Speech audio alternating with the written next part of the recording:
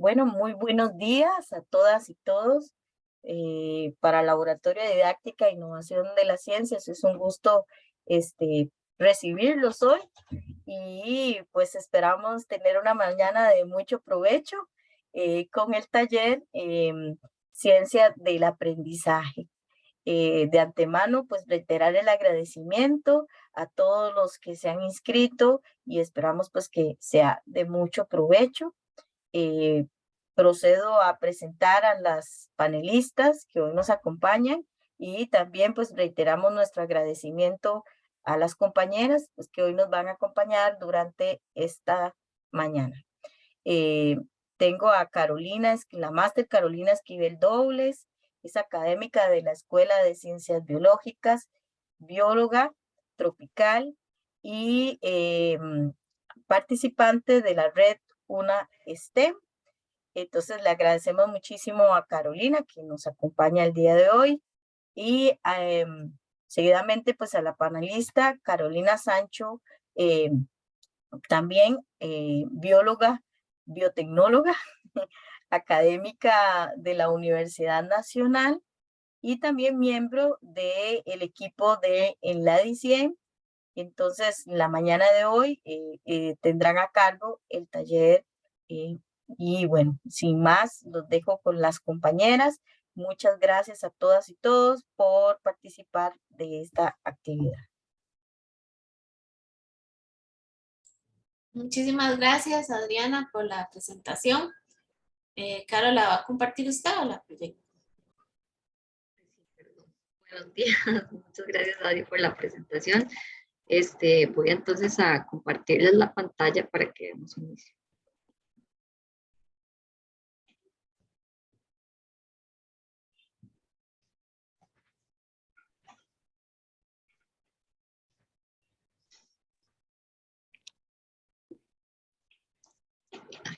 Salen muchos mensajitos de...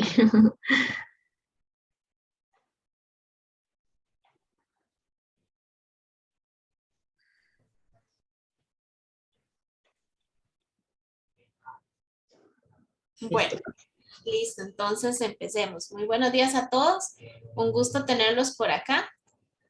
Bueno, como lo presentó Adriana, mi nombre es Carolina Sancho y bueno, contarles que el taller que vamos a dar el día de hoy también forma parte de una actividad académica que dirijo yo, mi persona, un proyecto CIA de habilidades blandas del laboratorio de la DICIEN en el cual participa Adriana y de la red Una STEM. Entonces a todos bienvenidos y espero que sea de bastante provecho para todos ustedes.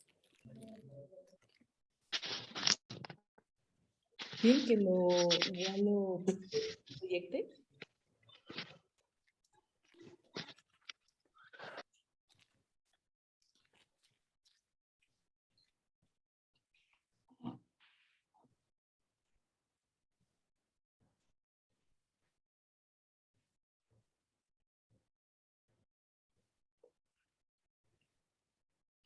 Está un poco lenta, Car. Que no, ya. Sí, ahí va. Si puedes darle otra vez, por favor. Bueno, entonces, la pregunta básica del taller del día de hoy, bueno, ¿qué es la ciencia del aprendizaje? Bueno, la ciencia del aprendizaje nos lleva también a la pregunta de cómo enseño en clase. Es una disciplina que busca comprender un poco cómo aprenden las personas basado en la neurodidáctica, en las neurociencias, en la psicología, en el uso de tecnologías del aprendizaje. Entonces, lo que busca y lo que centra es cómo aprendes el cerebro, cuál es la memoria que se activa durante el proceso del aprendizaje y cómo podemos llevar el aprendizaje de las neurociencias y la neurodidáctica a actividades concretas para ejecutar en la clase y con ello nuestros estudiantes en nuestras clases sean pues más aprovechadas por todos los estudiantes y nosotros podamos diseñar actividades concretas en beneficio de ellos mismos. Entonces, esta va a ser la pregunta a lo largo del taller y también me gustaría que durante el taller ustedes piensen en su actividad como docentes. ¿Cómo enseño y qué actividades en concreto establecen? Para que al final también nos cuestionemos cómo podemos mejorar esas actividades que realizamos y cómo podemos ser mejores docentes en beneficio de nuestros estudiantes. Bueno, algo importantísimo de lo que trata las ciencias del aprendizaje es entonces pensar un poco en la memoria de trabajo. La memoria de trabajo es la que se debe activar y se ha descrito como el hilo conductor del cerebro. Entonces, los seres humanos aprendemos activando nuestra memoria de trabajo.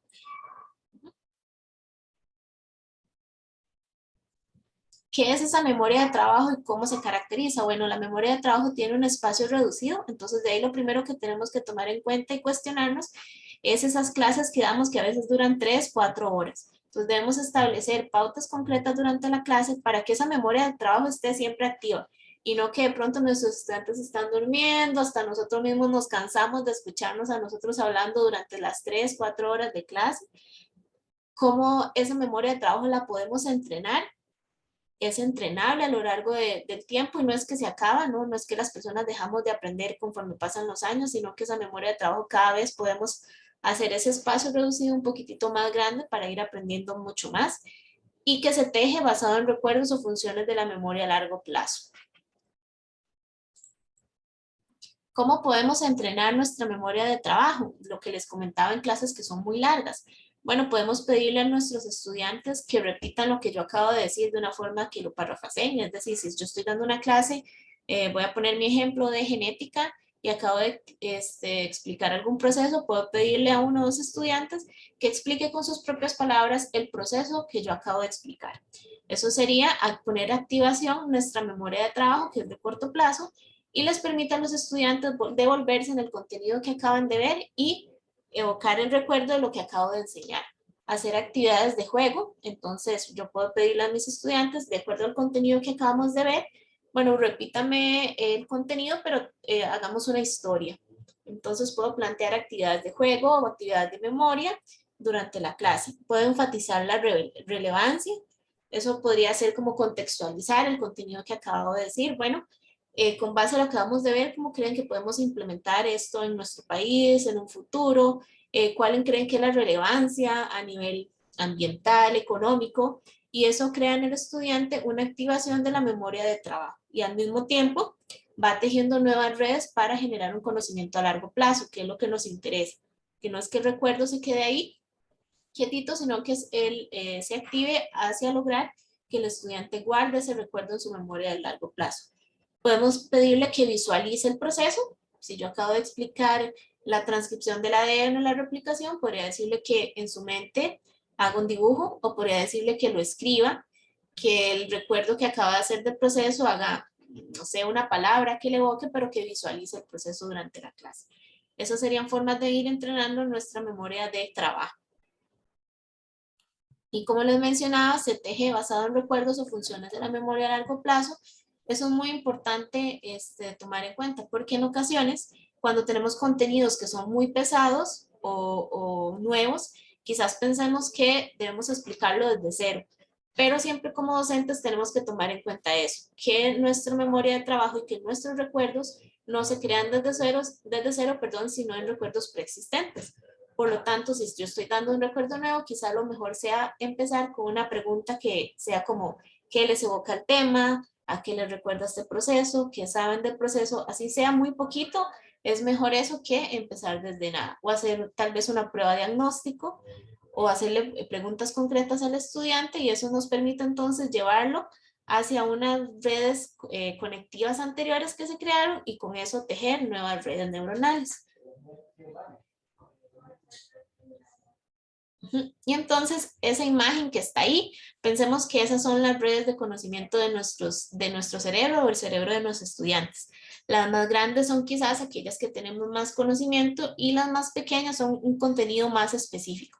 Entonces, si nosotros estamos enseñando un tema que tal vez, bueno, en ciencias nos pasamos de lo más grande hacia cada vez algo más específico, lo adecuado sería entonces preguntarle a los estudiantes que saben del tema para que ellos mismos puedan tejer un conocimiento más específico basado en un conocimiento más macro. Y de ahí ir desmenuzando un poquito más, cada vez más ese conocimiento. Eso les va a favorecer a los estudiantes ponerlo en la memoria de trabajo y con ello generarlo y pasarlo a la memoria a largo plazo. Ahora bien, pensemos bueno, en esta imagen que está acá. Entonces nosotros estamos dando una clase y de pronto estamos hablando o presentamos una imagen o no sé, algunos estarán quizás tal vez haciendo actividades con su propio cuerpo para aquellos que trabajan más como otro tipo de áreas. Entonces estamos activando lo primero, la memoria sensorial. Si logramos captar entonces la atención de nuestros estudiantes, podemos activar la memoria de trabajo. Vean que si no, si hacemos actividades de recuperación, podemos trasladarlo a la memoria de largo plazo. Y si no, va a pasar a un lamentable basurerito que sería el olvido. Entonces, ¿cómo podemos pasar de la memoria de trabajo que dura pocos minutos activa a una memoria a largo plazo? A través de actividades de recuperación, y justamente actividades de recuperación también pueden ser las que les mencioné anteriormente. Pedirle al estudiante que lo repita, que lo parafrasee, haciendo redes neuronales nuevas basados en contenidos anteriores. ¿Qué más? Pidiendo que visualicen, que hagan anotaciones y manteniendo esa memoria de trabajo siempre activa a través de diferentes acciones. Tal vez a veces pensamos... O le quito, la dejo y le quito. Tal vez pedirles que pueden apagar sus micrófonos. Gracias. Tal vez a veces pensamos que para pasar algo a la memoria a largo plazo o para mejorar nuestras clases debemos de llevar muchísimos cursos, aprender demasiadas cosas como docentes, dedicarle demasiadas horas a la preparación de las clases, pero realmente pequeñas acciones que podemos hacer durante la ejecución de nuestras clases pueden hacer grandes cambios. Y siempre sabiendo cómo funciona el cerebro de los seres humanos, ¿verdad? Principalmente la memoria de trabajo. Pequeños cambios pueden hacer grandes diferencias durante una clase de 2, 3 horas en el caso de las universidades, pero me imagino también que es mucho más difícil para aquellos que trabajan con niños o adolescentes. ¿Puedes pasar, Caro, por favor? Bueno, y haciendo caso entonces a que los seres humanos aprendemos y nuestra memoria de trabajo es a corto plazo, vamos a hacer una pequeña pausa. Entonces vamos a hacer un pet parade. No sé si, Caro, la quiere dirigir usted. De compartir la pantalla. Bueno, la idea entonces es que ahorita no sé cuántos de ustedes se encuentran en las casas o si están en sus lugares de trabajo, pero para esta pequeña pausa entonces vamos a activar nuestras cámaras y si se encuentran en sus casas y tienen mascotas, entonces vamos a hacer un desfile de mascotas. Por favor, ¿quiénes pueden ir activando sus cámaras para conocerlos? Y la idea es que no solo nos podamos conocer y ver un momentito, sino que si está dentro de sus posibilidades, que entonces vayan un momento y agarren a su mascota y la traigan aquí para que la podamos ver en la cámara. ¿Quiénes tienen mascotas por ahí? Si la meto yo, ya no se va a querer salir, ¿eh? ¿Y qué mascota tiene? Un chihuahua. Un chihuahua. Hey. Ah, y son bien ruidosos. Sí. A ver. Bueno, yo estoy en la oficina, pero voy a traerme algo para enseñarles también. Ay, miren qué bonito el perro de Marcela. A ver, es que creo que por la vista que tengo no estoy viendo todo el mundo. Aquí están. Ay, a la gente. Otro perrito por ahí. Bueno, me imagino que algunos tal vez no. Ay, hay una plantita. Está linda también. Vale. Sí. Bueno, ay, Katia nos enseña una foto. Yo también tengo gatito en mi casa. Aquí no, estoy en la oficina, pero les voy a enseñar una que tengo aquí, que es esta ranita. Yo les estoy enseñando mi teléfono, que es donde tengo la foto, porque estoy en la oficina. Pero ahí lo vemos, sí, está lindísimo. Es pequeñito, es cachorrito. Es una gata.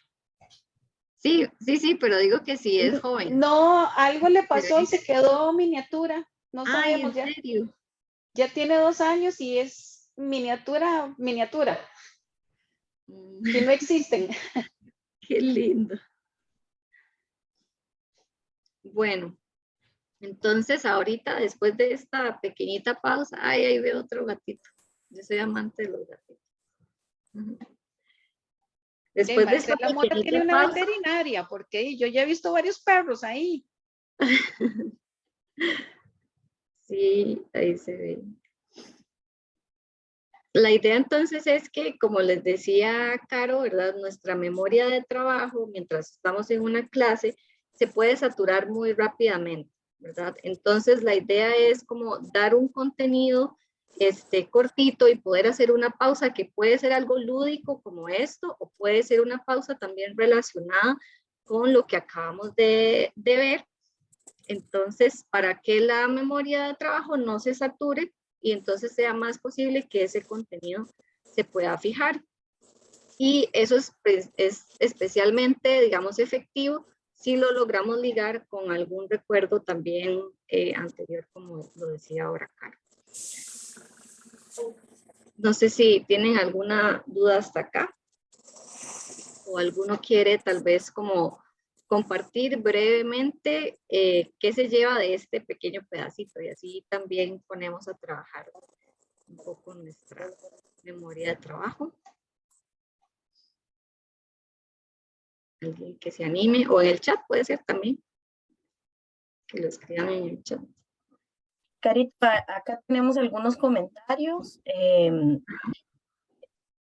DR, que les pido que si me hacen el favor de renombrarse para poderlos llamar por su nombre, plantea que pues no está de acuerdo con la técnica de innovación que sea la repetición de la materia, mucho menos que se parafrasee. Para los estudiantes siempre será aburrido, debemos de captar la atención de otra forma. Esto nos comenta DR, que me disculpa, pero no sé el nombre completo. Ciliani nos comparte de qué manera puede verse como innovador el recurso de repetición, qué conceptos, de repetición de conceptos, y sabemos que hay muchos estudiantes que no tienen esa habilidad. Y bueno, Irene, tengo el mismo caso con mi chihuahua, uso, pero me refiero, bueno, algunos ponen ahí en el chat, pero básicamente la compañera también, Katy Quesada, nos habla de que ella utiliza música, video, juegos y han sido muy exitosos. Los estudiantes han hecho raps con la materia. Entonces, pues esos son los comentarios que tenemos en el chat, ¿verdad? No Qué sé si... bonito, Katia, esa actividad. Tal vez ahí, ponerlo en contexto, eso es una forma de repetir de una forma lúdica la materia, aunque no necesariamente es que lo repitan tal cual. Ahí tal vez para hacer la aclaración, la repetición puede ser a través de una actividad como la que nos comenta Katia, una actividad lúdica. Para otros quizás puede ser contarlo en una historia, para otros quizás puede ser repetir el proceso, sobre todo porque, por ejemplo, en biología tenemos procesos muy complejos que debemos aprender y no es que nos aprendemos el proceso como tal de A a Z, sino la totalidad, pero podemos repetirlo a través de la música, a través de una actividad lúdica, a través de la explicación de un proceso, incluso un mapa conceptual, un mapa mental. Todo eso nos permite y nos evoca el recuerdo de lo que acabamos de ver y no saturando esa memoria de trabajo. A lo que hoy es que tal vez a veces pensamos en las clases que son muy largas y las damos totalmente 3 horas o 2 horas en el caso de la universidad y hacemos una pausa para ir al baño. Entonces yo me imagino esa memoria de trabajo ya full durante los primeros 15 minutos sin haber hecho alguna pausa que evoque el recuerdo o que evoque traernos lo que acabamos de ver nuevamente durante la clase, ¿verdad? Entonces no darlo corrido, hacer esas pequeñas pausas. El docente debe conocer a sus estudiantes, entonces quizás algunos tengan la habilidad de hacer dibujos, entonces se les puede decir, bueno, el que tenga la habilidad de hacer dibujo, haga un dibujo de lo que acabamos de ver, haga sus anotaciones, algunos preferirán hacer anotaciones de lo que acabamos de ver, otros quizás sean muy analíticos, entonces les guste hacer preguntas al final, entonces les puede preguntar sobre lo que acabamos de ver de la clase, bueno, hagan las anotaciones de sus preguntas, les damos un minuto para que las anoten y ahorita las respondemos. Bueno, entonces por ahí va esa primera parte, lo importante es tomar en cuenta que la memoria de trabajo es saturable y la importancia de siempre evocar recuerdos, aunque estemos dando un tema muy complejo, preguntarle al estudiante qué piensa sobre el tema, aunque sea algo muy básico, eso les trae recuerdos y es más fácil tejer sobre ese recuerdo. Muchas gracias ahí también por todos los ejemplos que han estado poniendo. Veo que hay muchos muy innovadores con sus clases y también me agrada que cuestionen como las técnicas, porque, bueno, por un lado puede ser que quizás no las explicamos de manera efectiva, pero han dado sugerencias buenísimas también de cómo algo que puede ser muy sencillo, porque también recuerden, o sea, la idea de este taller es como brindar algunas herramientas basadas en cómo funciona el cerebro que puedan aumentar el aprendizaje. Entonces, aunque quizás no es lo más entretenido de hacer, pero sí puede ser efectivo como esa repetición, ¿verdad? Y pues ya vimos que hay muchas maneras también de cómo podemos como, no solamente hacer una repetición como loritas, sino algo mucho más activo también y que pueda ser del interés de los chicos dependiendo de las edades también que tengamos. Voy a volver a compartir la pantalla para continuar. Entonces. Claro, y tomando en cuenta que todas estas técnicas que mencionamos de repetir, parafrasear, visualizar, son basados en cómo funciona el cerebro. Entonces no es que tal vez de pronto se nos ocurrió decirlo porque sí, sino que está basado en estudios de que esa es una de las mejores formas en que el cerebro aprende. Entonces es como llevar cómo el cerebro aprende a pequeñas acciones durante nuestras clases. Bueno, podemos continuar, Caro, con la siguiente, por favor. Entonces, bueno, como les mencionaba, ¿cómo puedo aplicar las ciencias del aprendizaje para mis clases? Siempre va a ser la pregunta base y retomando a lo largo del taller. ¿Puede cambiar, por favor? Ahora, ¿cuáles son los principios básicos del aprendizaje basado en las ciencias del aprendizaje? ¿Y qué son esos pequeños cambios que podemos hacer en nuestras clases para lograr grandes cambios o cambios significativos en el aprendizaje de nuestros estudiantes? El primero es la fragmentación. El segundo sería entonces la recuperación y el tercero sería el principio multimedia. Vamos a hablar de estos principios básicos del aprendizaje y vamos a dar ejemplos concretos de cómo se pueden establecer durante sus clases. Entonces, ¿qué es la fragmentación? Bueno, la fragmentación se basa entonces en la explicación que di anteriormente de la memoria de trabajo, que es una memoria que se satura en pocos minutos. Entonces, aquí hay un dibujito, lo mismo, la memoria de trabajo se centra en la atención y opera muy pocos segundos. Entonces debemos pensar siempre que esa memoria de trabajo es saturable. Por lo tanto, nosotros siempre debemos hacer pausas en nuestras clases. Nada más un segundito.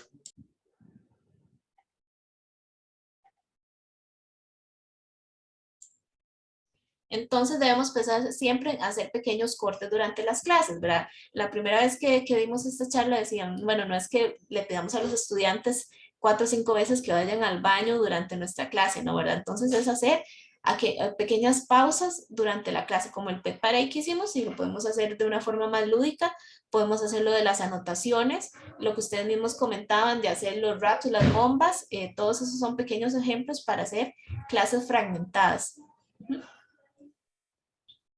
De 7 a 10 minutos. Eso quiere decir que podemos dar un contenido o la explicación de un proceso, de un protocolo, dependiendo de la temática que tengamos en el curso que estamos dando, de unos 7 a 10 minutos y hacer una pausa. Bueno, chicos, a partir de lo que acabamos de ver, ¿qué creen que es una palabra clave que les pueda recordar todo este proceso? Bueno, a partir de los 10 minutos que acabamos de ver, por favor realicen una anotación o un mapa mental de lo que a ustedes les quedó de este proceso. Ok, chicos, hagamos un juego, hagamos una actividad lúdica, hagamos un juego de memorias, un juego de cartas. Es basado en esa memoria de trabajo que se satura entre 7 y 10 minutos. Ahora, nosotros tenemos un ejemplo, 2 horas de clase. ¿Cómo se vería entonces una clase fragmentada? Se vería de la siguiente forma, haciendo esas pausas de 10 minutos, actividad lúdica, 10 minutos, una pregunta abierta, puede ser un pool, un quiz también. Bueno, cuando estábamos más que todo en la virtualidad, ¿verdad? Que decíamos con Zoom los pools, las preguntas abiertas, pero también podríamos hacer una pregunta abierta durante la clase, contextualizar el proceso que acabamos de ver, bueno, con base a lo que vamos viendo, cómo podríamos aplicar esto a la realidad nacional, cómo podríamos aplicar esto a nuestras futuras áreas de trabajo, en el caso de los estudiantes universitarios, o cómo podríamos aplicar esto a nuestra comunidad. Cuéntanos un poco cómo hacen, no sé, el proceso de reciclado en su barrio. Entonces, esas son pautas que nos llevan a los estudiantes a pensar sobre lo que acabamos de ver. No nos sacan la atención del todo, pero nos permiten descansar un poco nuestra memoria de trabajo. ¿Y por qué hacerlo? Porque entonces, como les mencioné, nuestra memoria de trabajo es saturable. No importa, puedo poner. Y otras herramientas que podemos utilizar, bueno, el método de pausa, incluso a veces podemos hacer una pausa como simplemente poner música y decirles, ok, vamos a darles un momento para que piensen en lo que acabamos de ver y hagan sus anotaciones propias. No les vamos a decir cómo las tienen que hacer, sino cada uno va a decidir qué desea anotar del proceso, qué dudas tuvieron, qué les pareció interesante, qué desean aprender más, y con eso también podemos dirigir en futuro a nuevos contenidos o nuevas prácticas para llamar más su atención, hacer un pull quiz, preguntas abiertas, hacer un minuto de papel, que sería entonces en un minuto, anote lo que más le gustó, las anotaciones más importantes, escriba preguntas para su profesor, qué le llamó la atención, qué quiere aprender más en el futuro en un minuto, o establecer preguntas, hacer un panel de preguntas, o establecer un jurado y hacer un juego como tal. Esas son algunas de las formas, pero no son las únicas. Ahora, haciendo educación a lo que acabamos de ver, entonces vamos a hacer una pausa y les voy a pedir que piensen desde su primaria, secundaria o lo que quieran, de un recuerdo de un profesor diferente en su práctica y que les marcó y que aún lo recuerdo y por qué. Vamos a ver si puedo compartir acá.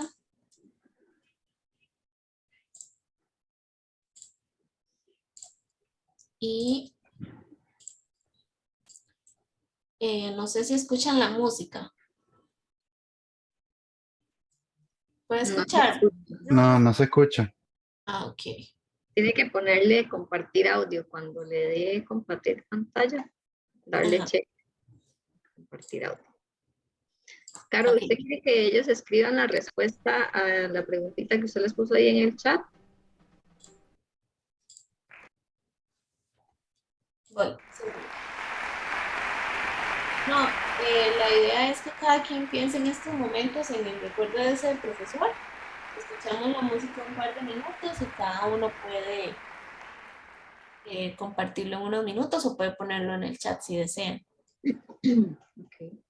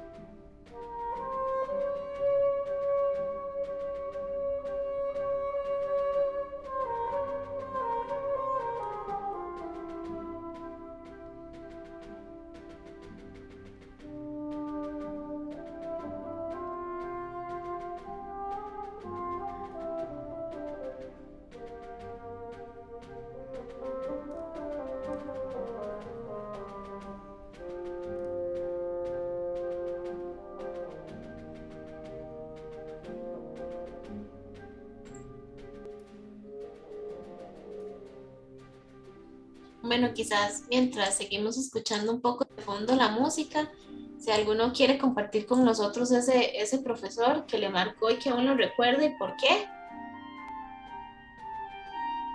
Tal vez en su práctica, algo que les enseñó.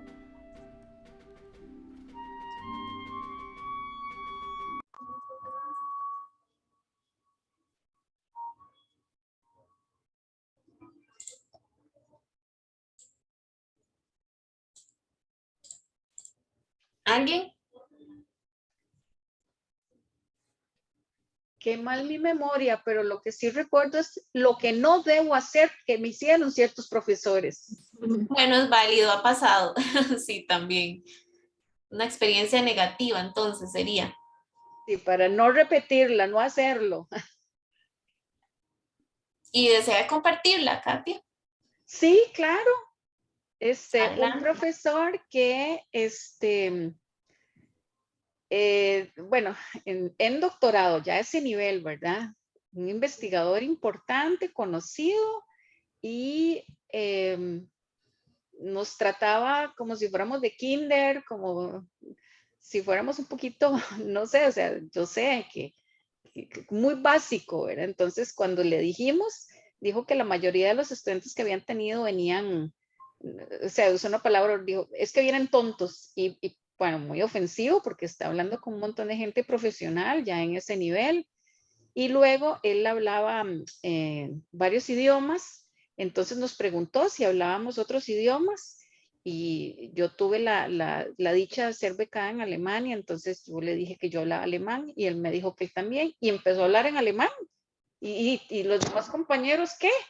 ¿Verdad? Eso fue muy desagradable y me quedó como muy marcado, ¿verdad? Y luego nos decía a todos, que por cierto éramos de edades muy parecidas a él, que éramos muy básicos, que éramos personas muy básicas y que no entendía cómo estábamos en doctorado. Entonces sí, eso fue muy, muy desagradable, tenía mucha...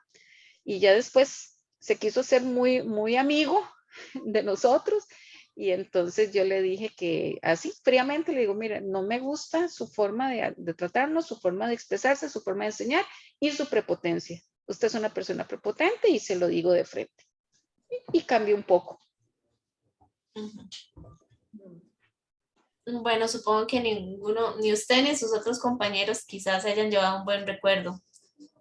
Es bastante triste. Aquí nos comparte Norma. Recuerda a mi profesor de biología que nos emocionaba con su forma de impartir hacia prácticas de laboratorio, esquemas a mano, explicaba muy bien y se llamaba Chan. Muy bonito. ¿Alguien más? Mira que yo les voy a contar que, bueno, tuve varios, la verdad, profesores excelentes que me marcaron demasiado y que este, digamos que marcaron también como las decisiones que tomé, en dónde quería como enfocarme después en mis investigaciones y todo. Una fue mi profesora de biología de la secundaria, que era increíble, o sea, ella llegaba a clases y traía, por ejemplo, un pulmón de un cerdo y traía, nosotros le decimos pajillas, sé que hay gente de México que le dicen popotes, y nos hacía soplar dentro del pulmón y verlo cómo se inflaba y traía, no sé, patas de gallina y que le jaláramos los tendones y cosas así, era algo como increíble, o sea, eso usted no se lo olvida jamás. Y también tuve otro profesor cuando ya estaba en la universidad que nos daba el curso de evolución y siempre llegaba a la clase con una grabadora de cassette y nos ponía canciones de salsa o merengue y así, que de alguna manera se relacionaban con el tema que íbamos a ver, por ejemplo, de selección sexual o no sé, bueno, cosas así muy, muy diferentes a lo que veía en mis otras clases. Entonces, para mí fue eh, muy bonito como tener esos ejemplos y después tratar de hacerlo también en mis clases. Sí, eso es bastante bonito y bueno, uno puede hacer el cambio, ¿verdad? Que un estudiante ame o se apasione en algo y que realmente lo llegue a gustar o a detestar, ¿verdad? Entonces eso creo que es una obligación, al mismo tiempo una gran responsabilidad. Claro, ahí Katia puso que ya se había acordado de un profesor de física mate que les daba una dedicación impresionante y nos atendía de forma individual en la clase porque decía que todos aprendemos diferente. Muy bonito. Qué bonito, sí, qué considerado.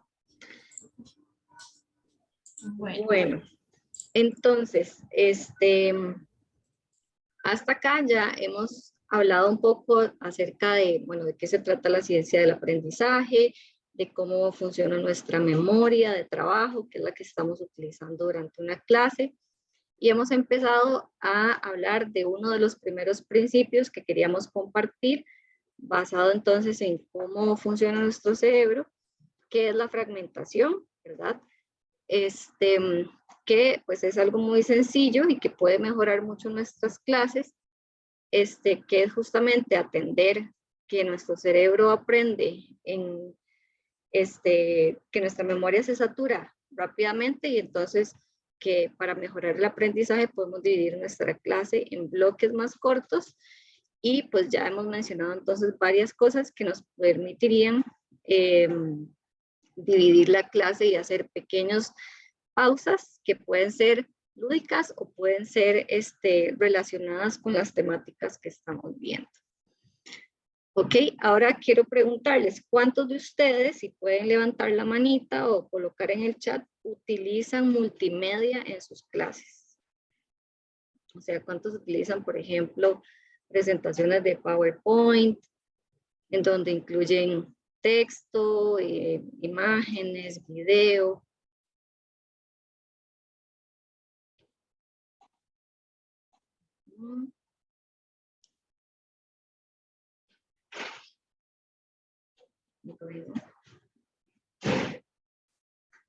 Okay, sí, veo que son varias personas, por lo menos hay 10 personas con la manita levantada y dice Norma que sí, que en algún momento se utilizan las presentaciones y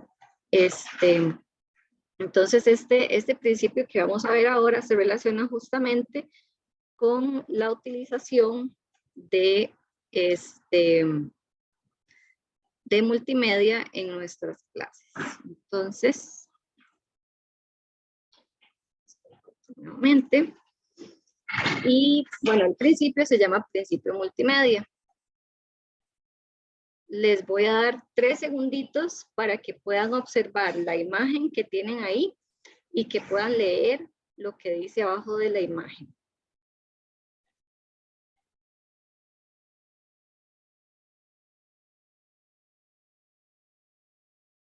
¿Ok? Ahora me gustaría que a partir de lo que pudieron leer y observar en el chat, entonces pongan una idea, o sea, ¿qué pudieron entender ahorita con solamente observar esta diapositiva?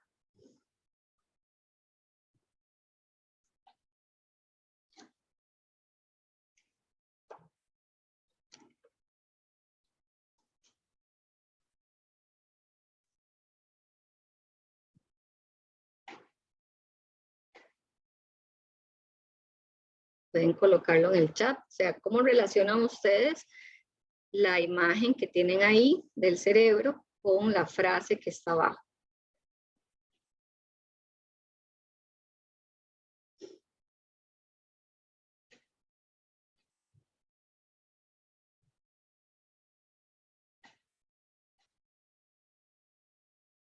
¿No?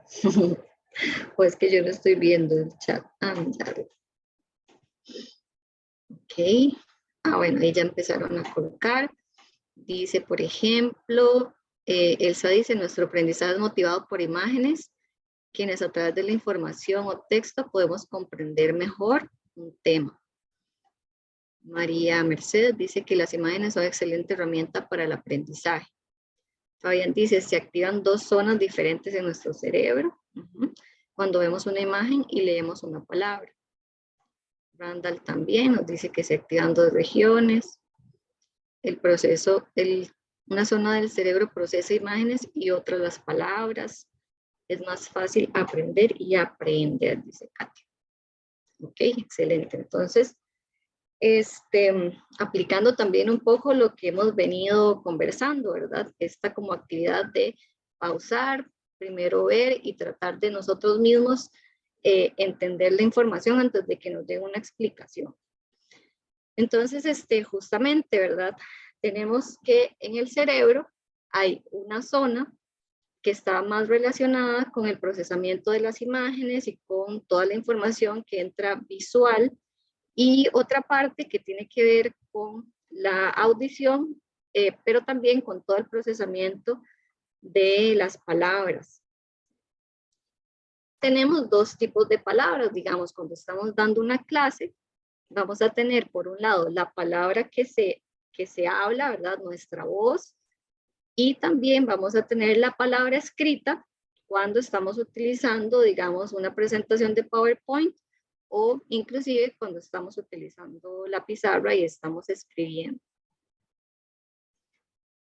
Entonces, tanto la palabra que se habla como la palabra escrita son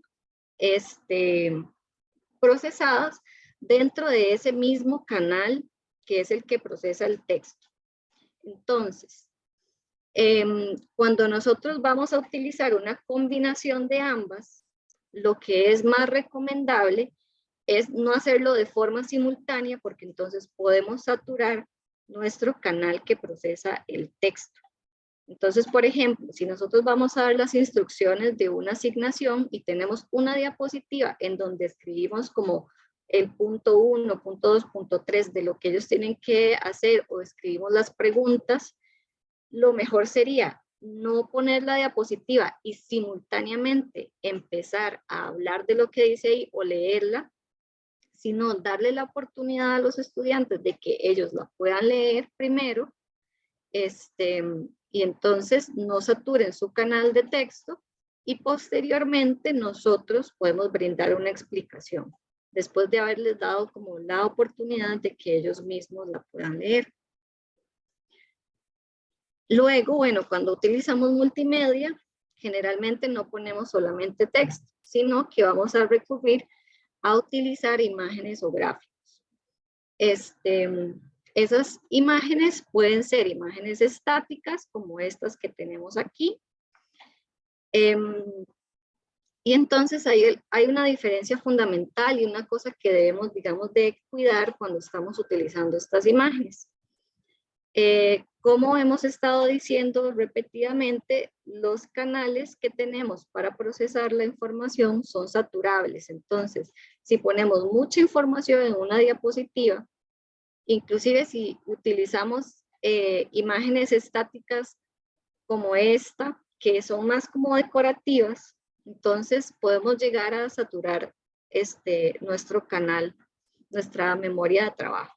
Entonces, tenemos que cuidar que las imágenes que agreguemos en nuestras presentaciones sean cosas que se relacionen directamente con el contenido y que ojalá nos permitan explicar de mejor manera o ilustrar el concepto que estamos viendo. Por ejemplo, esta yo la puse aquí para ilustrar un poco cómo es la memoria de trabajo, ¿verdad? Y que es un espacio pequeño dentro del cerebro, y entonces pues nos permite, digamos, como establecer analogías que ustedes también por ahí lo mencionaron. Entonces, este tipo de imágenes o gráficos no serían recomendadas.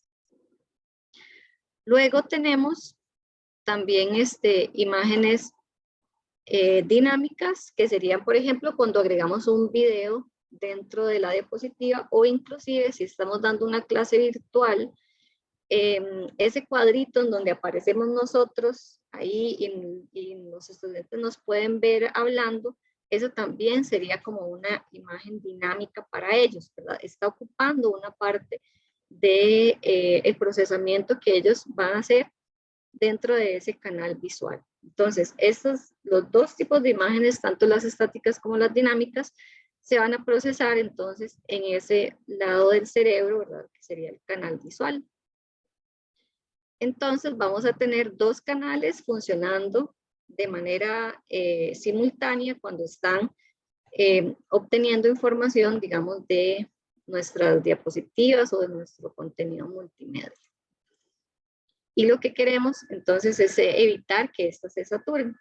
Ahora, así como ustedes lo vieron en la primera diapositiva, la visión para los seres humanos es sumamente importante y es uno de nuestros sentidos, digamos, que nos ayuda a retener muchísimo la información, y eso es lo que quiero que vean en este gráfico, ¿verdad? Cuando nosotros simplemente decimos las cosas, entonces es mucho menos efectivo que cuando solamente las leemos. Digamos, si yo les pidiera a los estudiantes que nada más lean la diapositiva, que cuando hacemos ambas cosas, cuando tenemos el apoyo visual, pero también lo apoyamos con nuestras palabras de manera oportuna.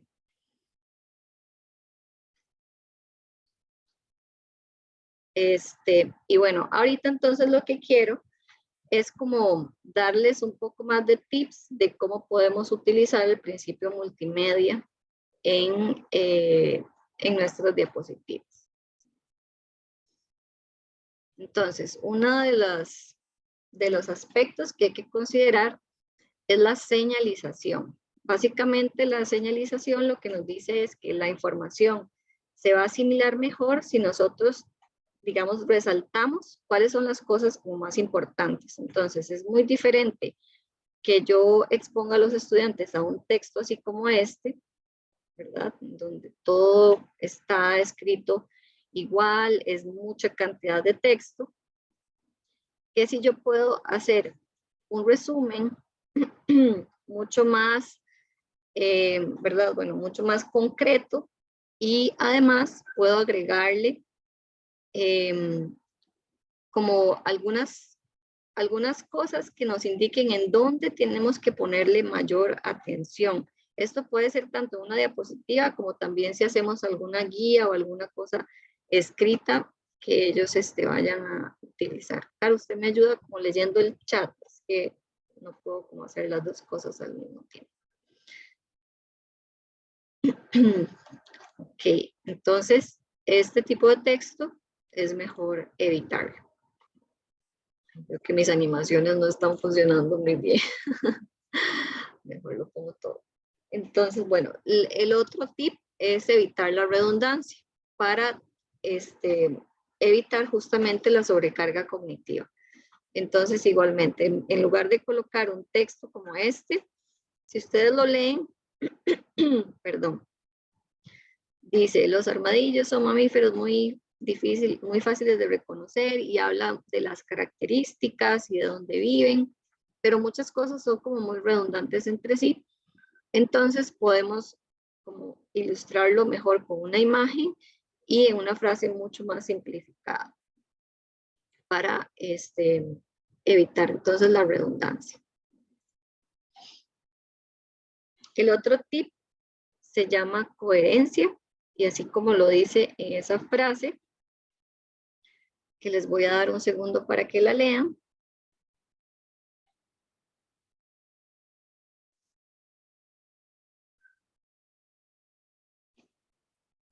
Okay.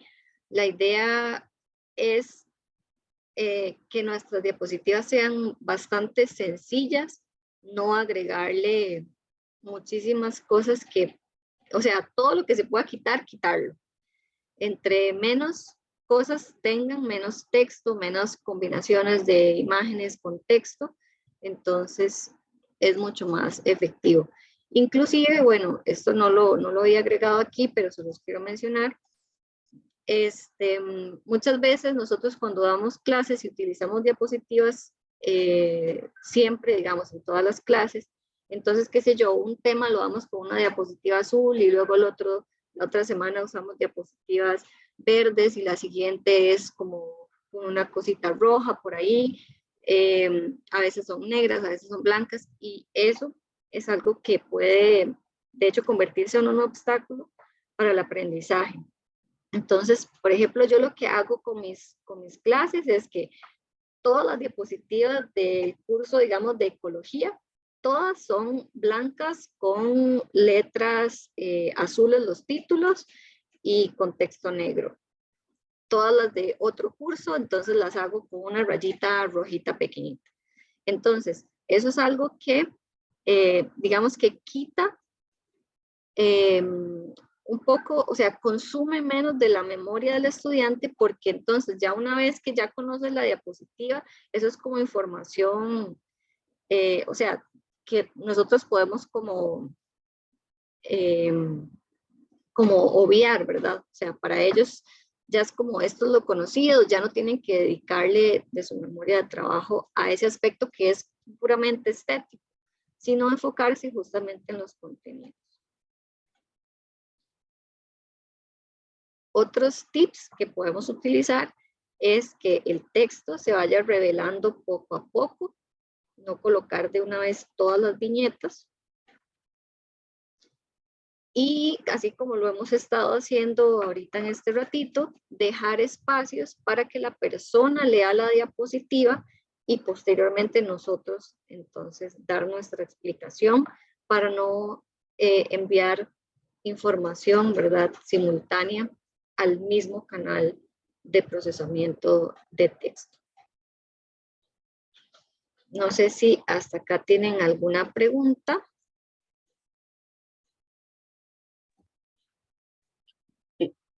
Compañeras, en el chat hay algunas. Siliane dice de qué forma se recomiendan estos principios para que sea útil en pruebas como PISA, que lo que menos se evalúa es el concepto, sino el contexto. ¿Cómo aplico la ciencia al aprendizaje, al menos en nuestro país? Debemos potenciar e integrar las habilidades y competencias. Considero que caer en una rutina estética puede inclusive desmotivar al estudiante porque todo lo que ve igual, porque todo lo ve igual. Creo que las diapositivas o el recurso que utilicen debe de ser llamativo para que eso quede grabado en la memoria. Me indican si eso es incorrecto, por favor. Ok. Sí, muchas gracias, Siliani. Bueno, voy a empezar por la última, que es la que me quedó ahorita en mi memoria de trabajo. Entonces, el tema de las diapositivas no es que van a ser del todo aburridas, porque dependiendo del tema, usted puede añadir las imágenes estáticas o dinámicas que van a hacer que su diapositiva, ¿verdad?, cobre vida y se relacione entonces con el contenido. La idea es como no hacer bueno, aquí en Costa Rica decimos como un arroz con mango, como un enredo, ¿verdad? Y que entonces todos estos colores y cosas decorativas lo que van a hacer es saturar la memoria de los estudiantes y va a convertirse más bien en un obstáculo. Y bueno, eso es algo que se ha estudiado. Entonces, pues, creo que no necesariamente que sea la misma diapositiva, el mismo como formato de diapositiva lo hace aburrido, siempre y cuando pues uno se preocupe en diseñar sus diapositivas para que pues sean atractivas, pero principalmente que, ¿cómo se llama? Que la información que ponemos visual sea un apoyo a los contenidos que estamos viendo, ¿verdad? No es como solamente la estética, sino también como diseñar muy bien qué es lo que queremos transmitir.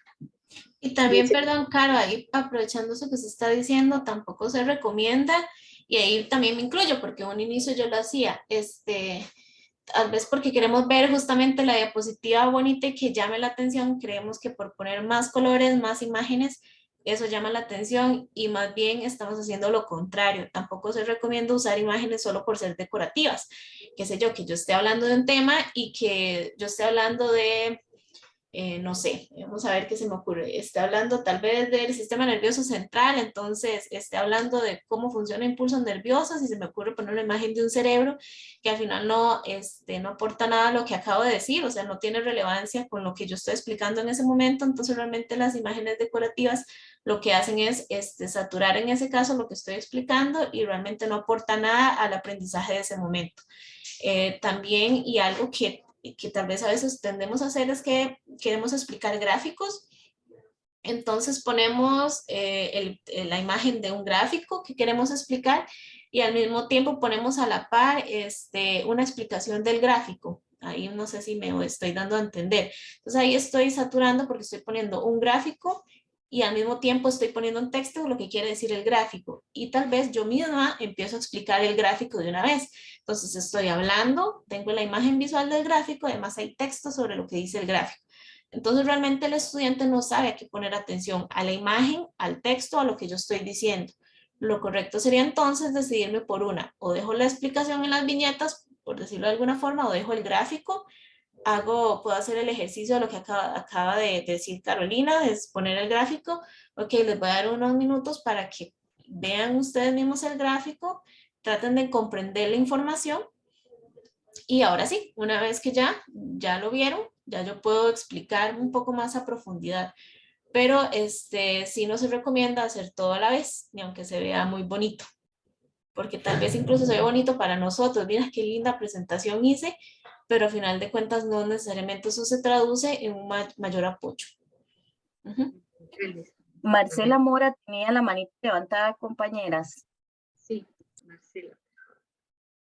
Sí, quería hacer un pequeño comentario porque, bueno, me encanta todo lo que están diciendo y me parece, pero me parece como un dilema para uno como académico, porque si bien efectivamente utilizar todos estos principios, por un lado, significa que los estudiantes van a retener su información de una manera más eficiente.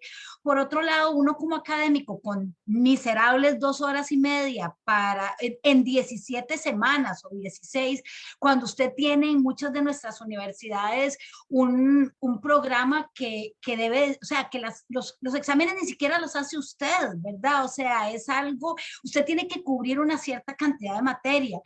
Si yo a mis estudiantes, bueno, yo doy economía, si yo a mis estudiantes los dejo primero leer la diapositiva, después yo hablo y luego, o sea, y cada 10 minutos yo paro y los hago escuchar, o sea, a Beethoven, no termino, no voy a poder, o sea, y no lo estoy diciendo de una manera sarcástica porque además yo efectivamente trato de hacer eso, que si estoy viendo el Producto Interno Bruto, tratar de contextualizarlo con una noticia, o sea, pero no es para echarme flores, lo que quiero decir es de que si yo paro y hago un pet parade con 40 estudiantes, o sea, digamos, aunque sea, cuénteme qué tipo de animal tiene o no sé qué, o sea, yo no voy a poder terminar la carrera, entonces, perdón, la materia. Por eso les digo que, digamos, es un dilema, no estoy como basureando ninguna de las dos cosas, sino que uno se encuentra ante un dilema. No, entiendo. Esa es mi observación. Ok, tal vez escuchemos lo que va a decir Ciliana y ya ahorita les puedo hacer un comentario. Hola, buenos días, ¿cómo están? Hola, buenos días, Ciliana.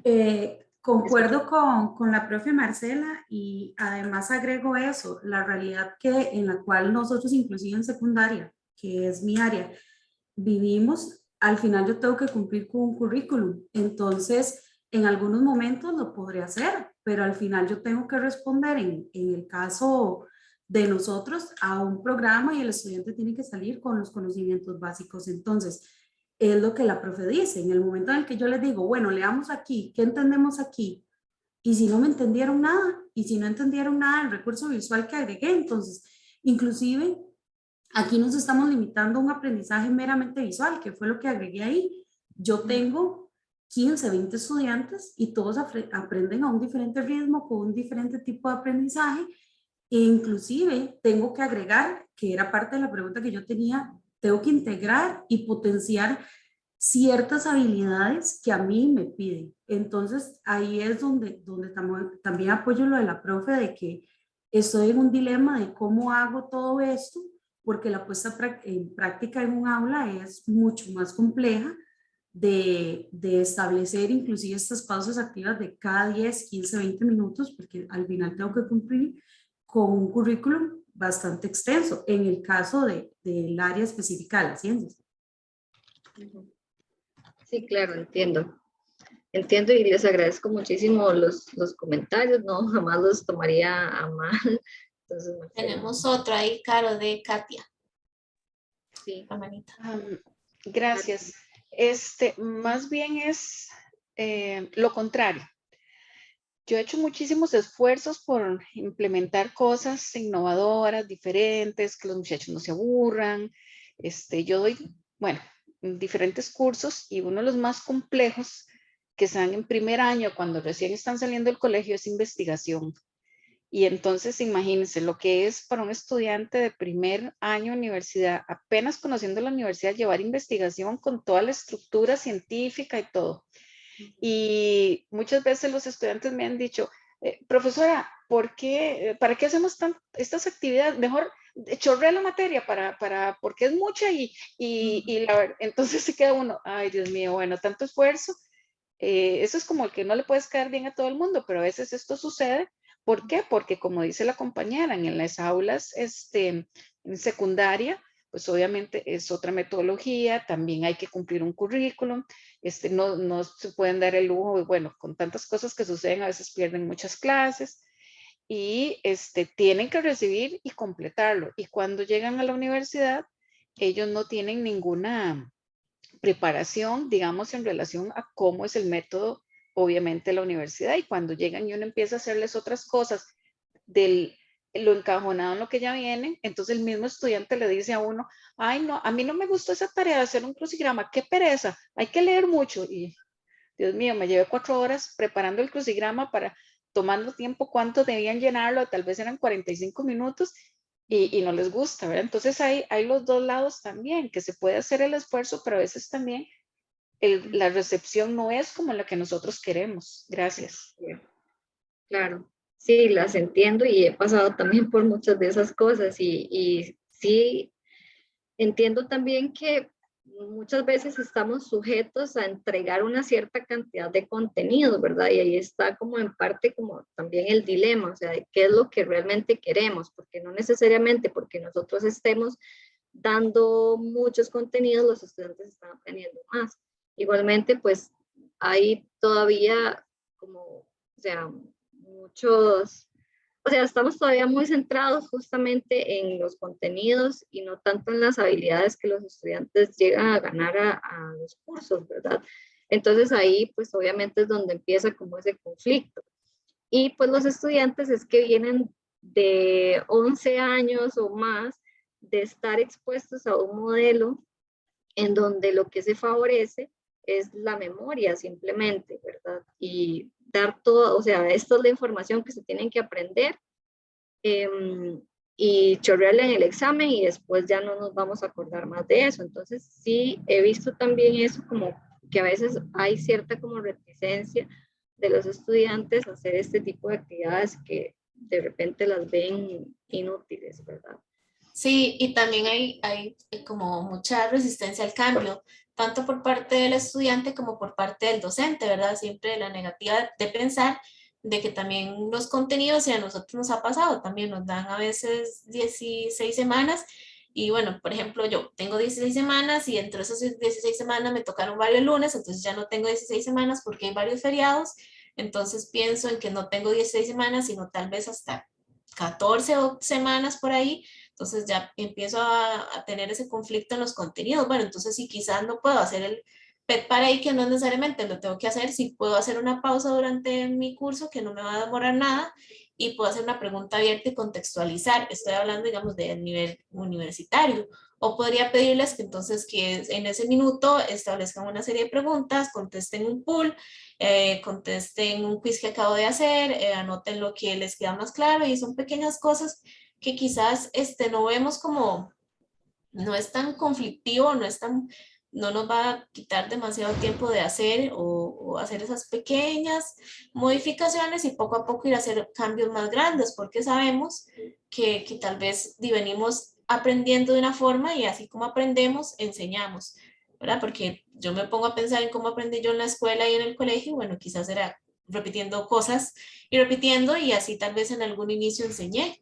Pero bueno, también es tal vez según como tener la mente abierta a hacer esos pequeños cambios y estar dispuesto a hacerlos en beneficio de los estudiantes y tal vez pensando en cómo puedo hacerlos para mejorar el aprendizaje de contenidos. Tenemos a Randall con la manita levantada. Hola, hola, buenos días. Muy brevemente, quisiera sumar algunas cosas a lo que se ha mencionado porque creo que nuestra experiencia tal vez puede condicionar algunas de nuestras expectativas en relación con las técnicas o estrategias que utilicemos a la hora de trabajar. Creo que la labor docente es inherente esa parte que parece a veces ensayo y error, ¿no? Es un proceso iterativo, nunca acabado, así que la técnica esta o la otra se han demostrado en ciertos entornos que funcionan y nosotros entonces las implementamos.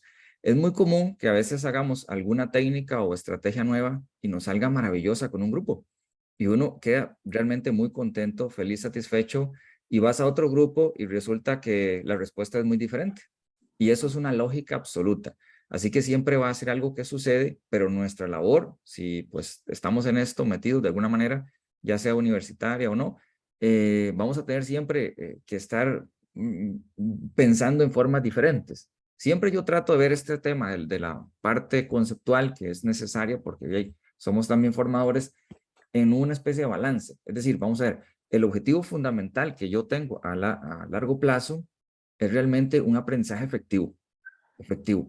Y no necesariamente, no quiero irme al otro extremo, ¿verdad? Sin ser simplista en mi comentario, solo divertir al estudiante o solo recetarle conceptos y contenidos.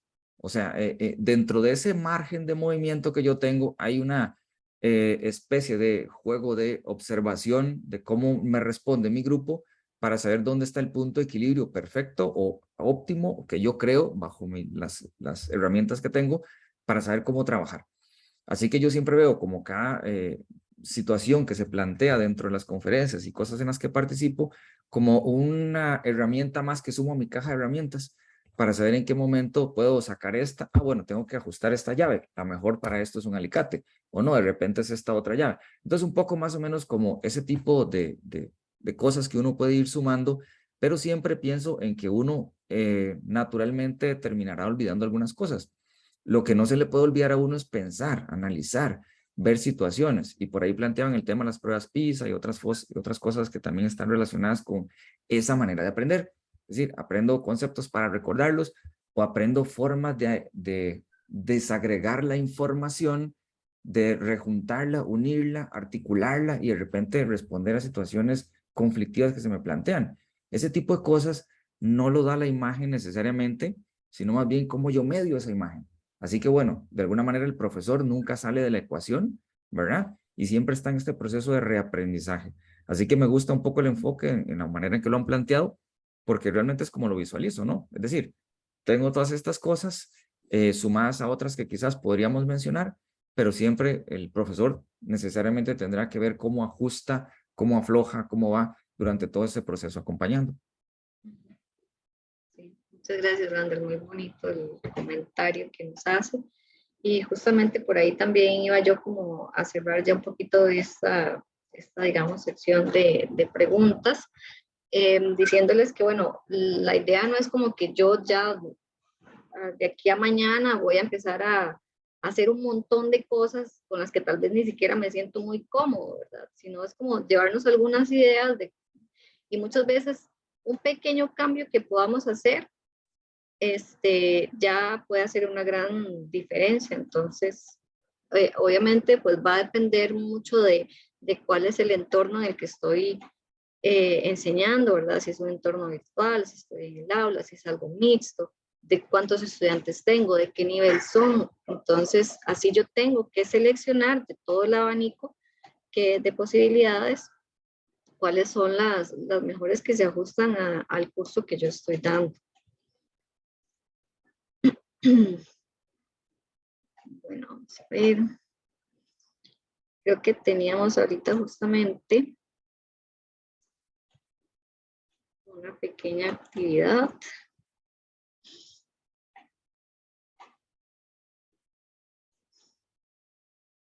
Les voy a compartir un link en el chat para que ingresen. Caro, usted podría compartir la pantalla del Jamboard, que usted lo tenía hecho. Voy.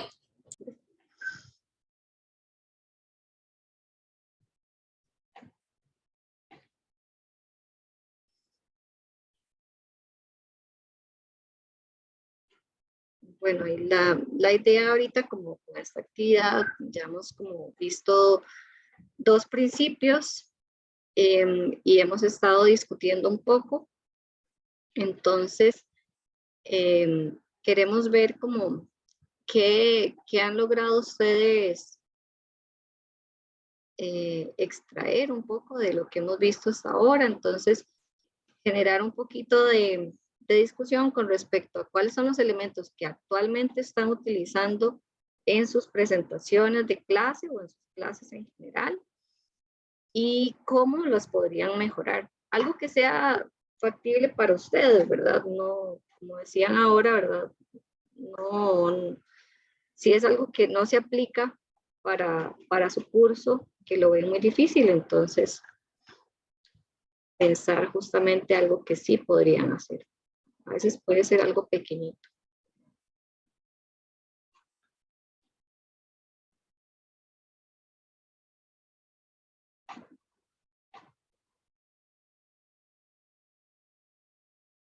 Sí lograron entrar al Jamboard.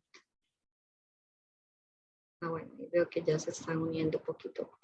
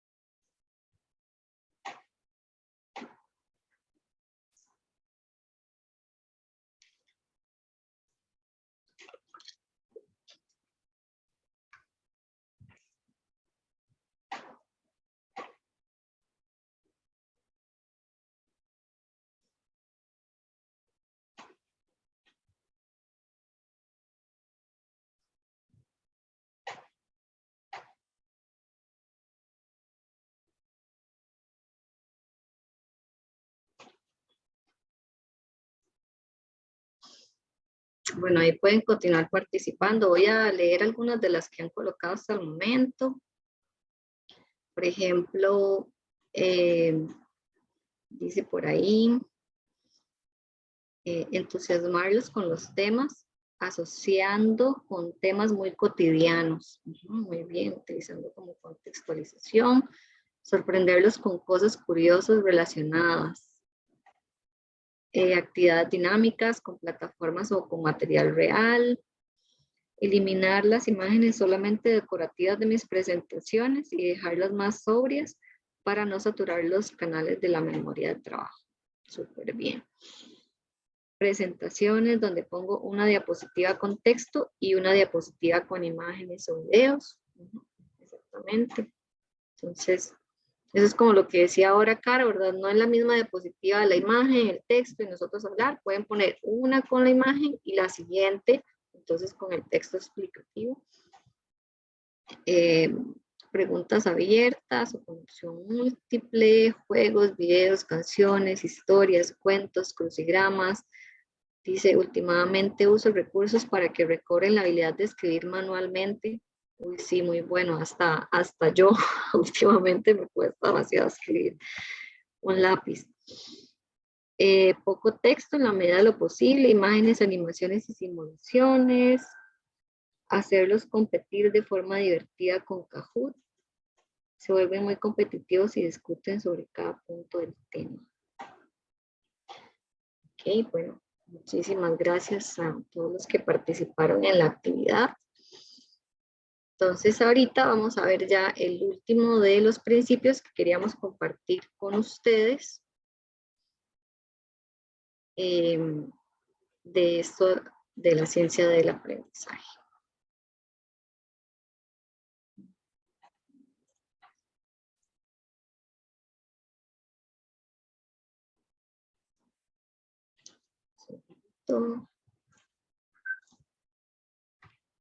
Okay. Y El último principio que vamos a ver se llama principio de recuperación, o lo encuentran también en artículos en inglés como retrieval practice. Y digamos, de todos los que hemos visto hasta el momento, si hay uno que tiene soporte y es como el principio que más se ha demostrado que favorece el aprendizaje, es este principio de recuperación. O sea, si de todos tuvieran que escoger solo uno para aplicar, les recomiendo que utilicen este principio de recuperación. Entonces, ¿de qué se trata? Normalmente, pues por el tipo, digamos, de enseñanza.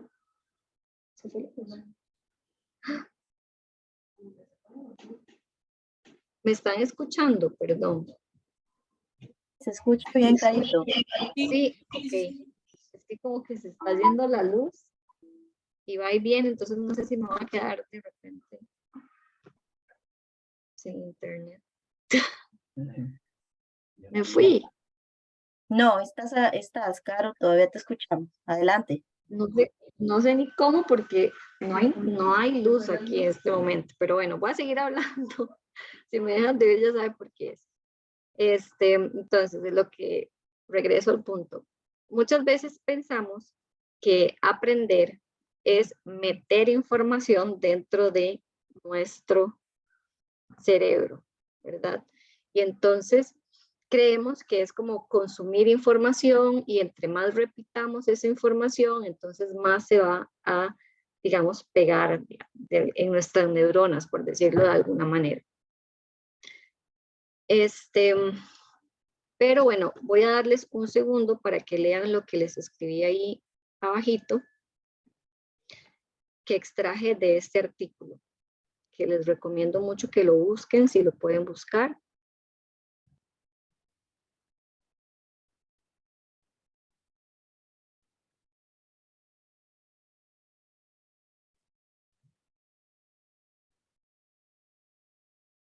¿Todavía me están escuchando? Sí, Caro. Sí, ay, gracias. Es que aquí no hay luz. No sé cómo funciona el internet. Ok, entonces, lo que se ha demostrado es que uno repasar la materia tiene realmente unos efectos muy limitados en cuanto a la retención a largo plazo, que es lo que nosotros ya conocemos, ¿verdad? De cuando los estudiantes pues estudian y llegan al examen y ponen todo y ya se olvidaron, ¿verdad? Entonces, cuando estudiamos de esa manera, la capacidad que después tenemos de utilizar la información en un contexto diferente en el futuro, pues es prácticamente muy baja. Entonces, ¿qué es lo que queremos hacer? Lo que queremos hacer es realmente recuperar esa información y sacarla de nuestro cerebro. Eso es el principio de recuperación. En vez de meter información, sacar información. Entonces, ¿por qué hacerlo? Estos son gráficos del artículo que les mencioné ahorita. Y lo que pueden ver ahí es que cuando le damos la oportunidad a los estudiantes de tener un evento de recuperación versus eventos repetidos de recuperación, entonces el aprendizaje mejora muchísimo entre más eventos de recuperación nosotros podamos hacer. Y eso va a ser independiente de cuántas veces los estudiantes estudien la materia, que es lo que vemos, digamos, cuando comparamos las dos barritas de color. Los que están en color azul son estudiantes que estudiaron la materia en repetidas ocasiones versus los que están en celeste, los que estudiaron una sola vez la materia. Y vemos que no hay diferencia en cuanto a la cantidad de veces que ellos estudiaron, solamente hay diferencias en cuanto a cuántas veces ellos recuperaron esos contenidos.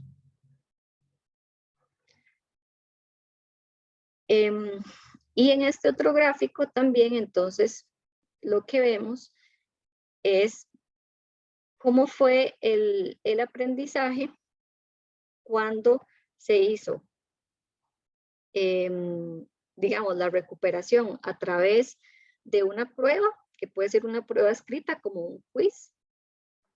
Entonces, cuando no hubo quiz, este sería como el porcentaje de aprendizaje. Cuando tuvimos el quiz, pero no les dimos feedback, o sea, retroalimentación, no les dimos las respuestas correctas en el aula y no discutimos los resultados, entonces el aprendizaje es aquí. O sea, el hecho solamente de haber hecho el quiz ayuda a recuperar el contenido. Pero si además les damos retroalimentación inmediata, entonces vemos cómo sube. Y si además esa retroalimentación es postergada, o sea, no se los voy a dar en el mismo momento, sino unos momentos después, que puede ser desde unos minutos después hasta en la siguiente clase, entonces mejora todavía más el aprendizaje. Entonces, ¿cómo puedo implementar la recuperación? ¿Cuáles son cosas que yo podría hacer para que los estudiantes recuperen y extraigan los contenidos de su cerebro? Bueno, uno es lo que ya les mencioné, como hacerles pequeños quizzes para preguntarles justamente, puede ser inclusive lo que acabamos de ver, una sola pregunta y preguntarles qué acabamos de ver. Otra opción también es la instrucción de pares, que ahorita vamos a hacer un ejemplo de instrucción de pares para que los que no lo conozcan todavía lo puedan ver como aplicado. Otro ejemplo sería realizar encuestas. Si estamos, por ejemplo, en un entorno virtual, como las opciones que nos da Zoom, de hacer una encuesta y que ellos puedan votar. Preguntas abiertas, así como lo mencionaba Caro también, como una de las opciones para fragmentar la clase. O sea, podemos hacer como en una sola actividad, utilizar dos principios, que es pedirles que, por ejemplo, escriban una cosa que les quedó clara y una que no les quedó clara de la clase. Entonces, ese solo hecho de ellos tener que pensar en de qué se trató la clase, cuáles fueron los conceptos que vimos durante esta última hora, y hacer el ejercicio, inclusive decir, bueno, es que esto no lo entendí, eso ya es recuperación y le permite a los estudiantes recordar y fijar el aprendizaje. Las presentaciones son un muy buen ejemplo también, digamos, cuando le pedimos a los estudiantes que ellos expliquen en sus propias palabras el tema o que hagan una pequeña presentación de algo que vimos en la clase. Y por supuesto las discusiones de clase, así como lo hemos estado haciendo durante este taller. Entonces, bueno, ahorita quiero que hagamos un ejemplo de instrucción de pares. Entonces, antes de mostrarle como cuál es la estructura de la instrucción de pares, vamos a ponerla en práctica directamente. ¿Okay? Les voy a poner en el chat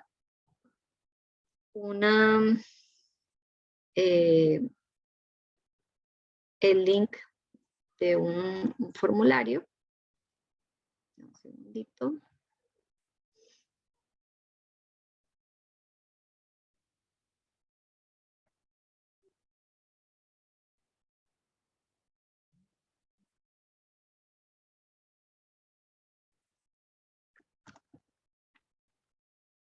Ok. Entonces, inicialmente lo que vamos a hacer es que cada uno de manera individual va a entrar en el formulario y va a dar su respuesta a la pregunta.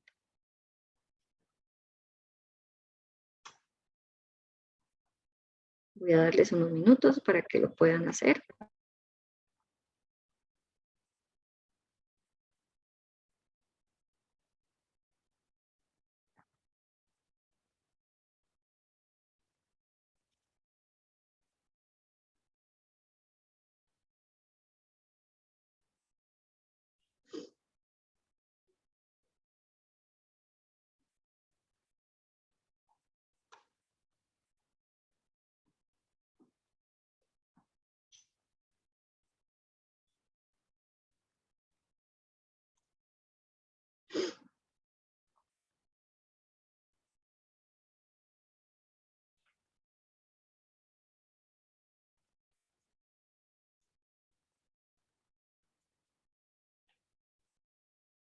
Veo que se fue Caro. Pues seguro el- Sí. no.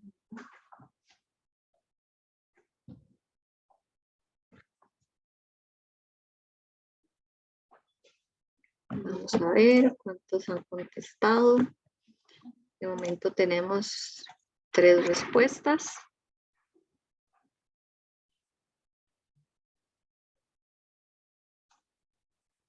Ok, les voy a dar un ratito más para que contesten.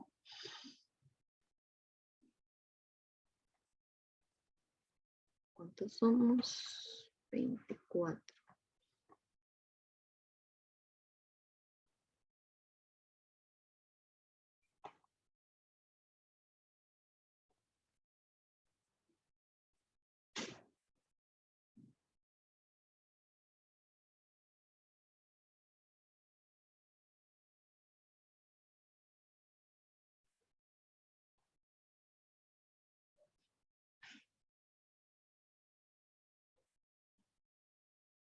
Tengo 8 respuestas.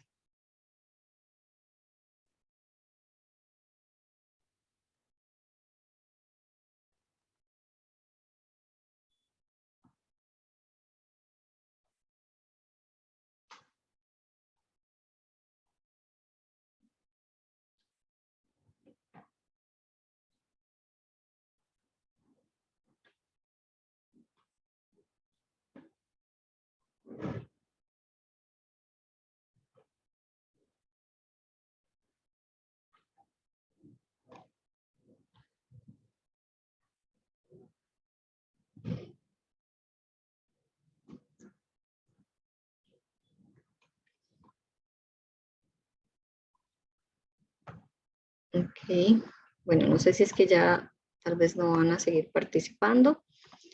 Entonces, voy a seguir con el ejercicio.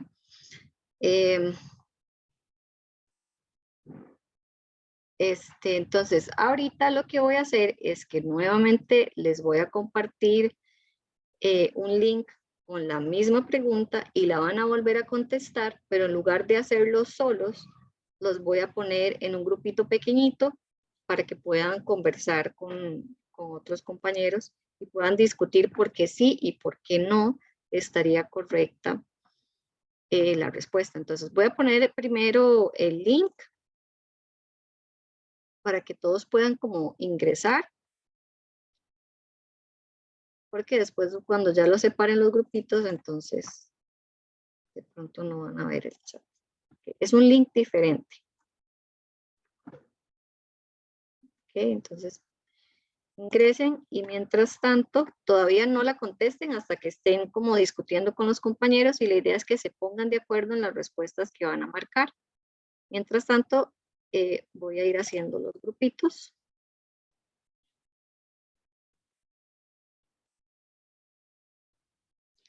Somos 23.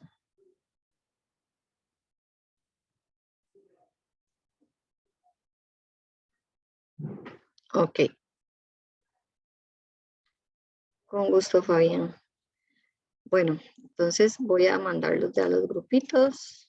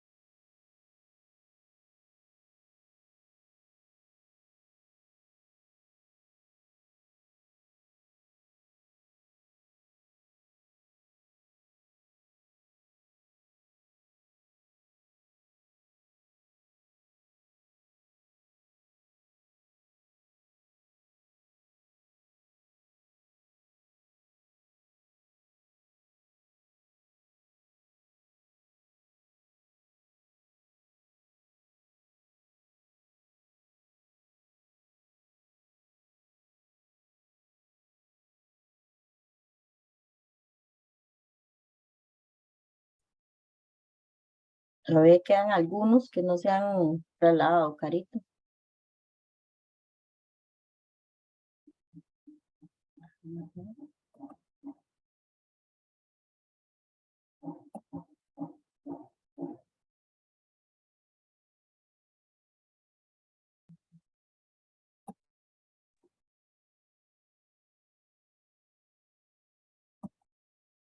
Mira, yo hablando y tenía el micrófono apagado.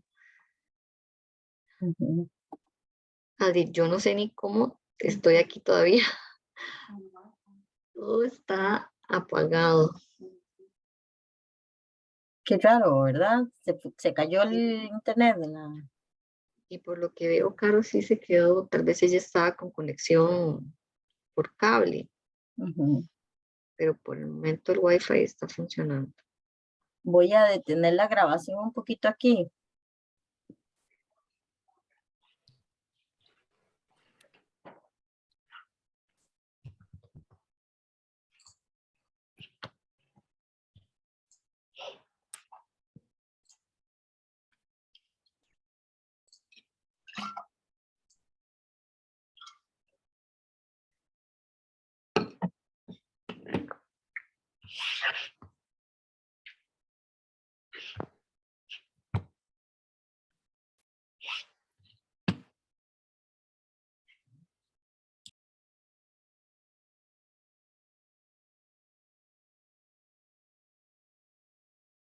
Parece que la compañera tiene problemas de conectividad, pero bueno, la idea era revisar las respuestas del formulario y pues continuar con el término del taller. Entonces, ¿cómo les fue con la discusión en los grupos? ¿Estuvo bien? ¿Cómo lo vieron? ¿Cambiaron un poco la respuesta inicial o mantuvieron la respuesta inicial? Tal vez si alguno nos comenta mientras la compañera puede reconectarse.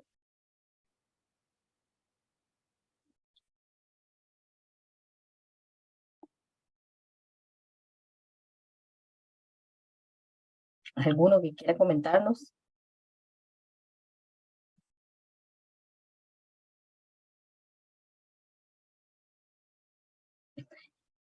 Entonces, vi calladito.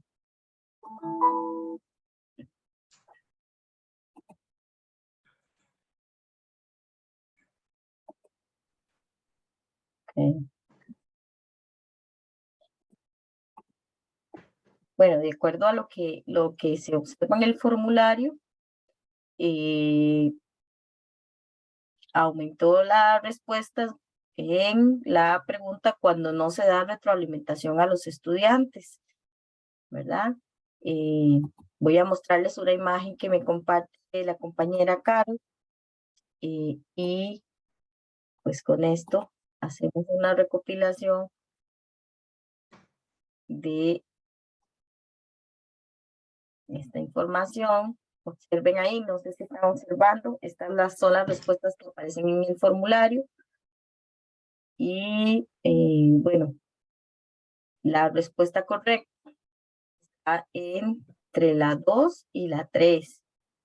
Entonces, pues muchos se acercaron, ¿verdad? A la respuesta correcta, 50% y otro 25%. Entonces, un poco la intención del trabajo entre pares, justamente como parte de los principios de recuperación activa, tienen que ver justamente con esas oportunidades que nos damos para lograr ir desarrollando procesos de retroalimentación entre estudiantes. Muchas veces mejora y a través de las investigaciones se ha notado, ¿verdad?, que existe una mejora significativa en el aprendizaje cuando logramos en estos procesos hacer que participe más de una persona en la recuperación. Esta es una prueba, lo que quisimos hacer fue una prueba práctica de cómo se puede dar el principio de recuperación a través de una estrategia que ha estado ampliamente divulgada en el último tiempo, como es el trabajo entre pares. Entonces, no sé si quieren comentarnos algo al respecto, si les gustaría como opinar algo.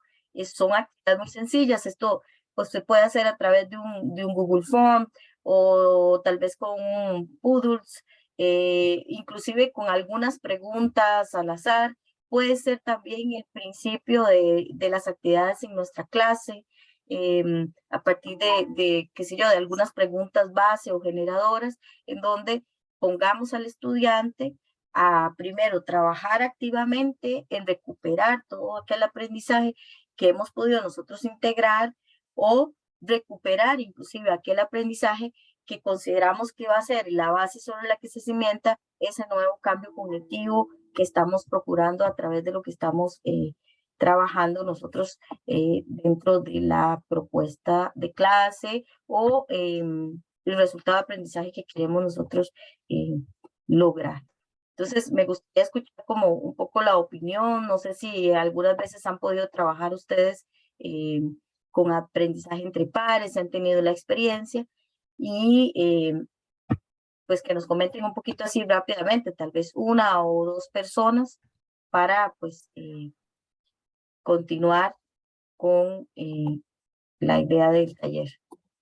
Pues allí, tal vez alguna manita por ahí, alguna persona que quiera compartirnos algo. No sé qué les ha parecido.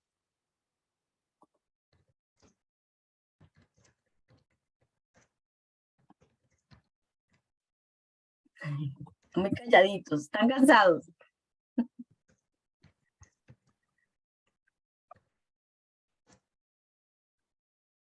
Okay.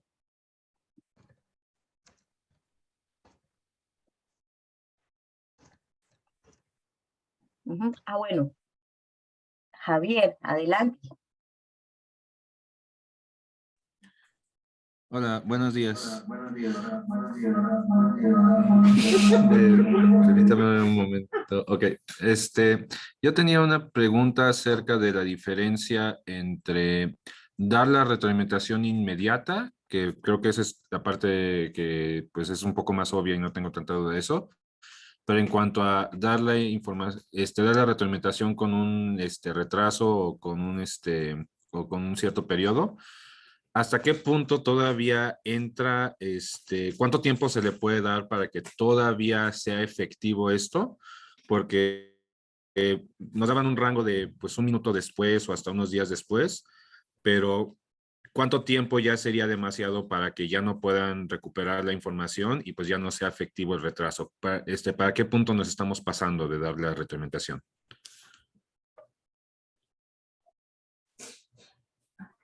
Hola.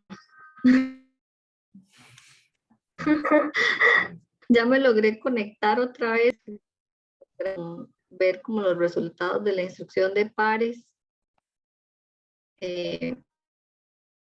Pero bueno, para contestar la paciente, el artículo que yo les compartí, el gráfico, lo que ellos daban como retroalimentación postergada eran algunos minutos. O sea, la comparación era entre que el estudiante conteste una pregunta y de una vez le decimos a que haga todo el examen y hasta el final, entonces yo le digo las respuestas de ese examen. O sea, realmente eran pocos minutos entre haber terminado, pero sí hay otras investigaciones en donde dejan varios días, ¿verdad? Por ejemplo, de una clase a la siguiente. Creo que, o sea, uno podría hacer recuperación y es muy valioso si yo hago recuperación, o sea, algo que beneficia mucho es que, por ejemplo, yo hago una recuperación inmediata de este tema y luego vuelvo a hacer una recuperación, no sé, 15 días después y hago otra recuperación un mes después. Así sea algo muy pequeñito, como que me vuelva a tema y me lo estoy viendo en ese momento.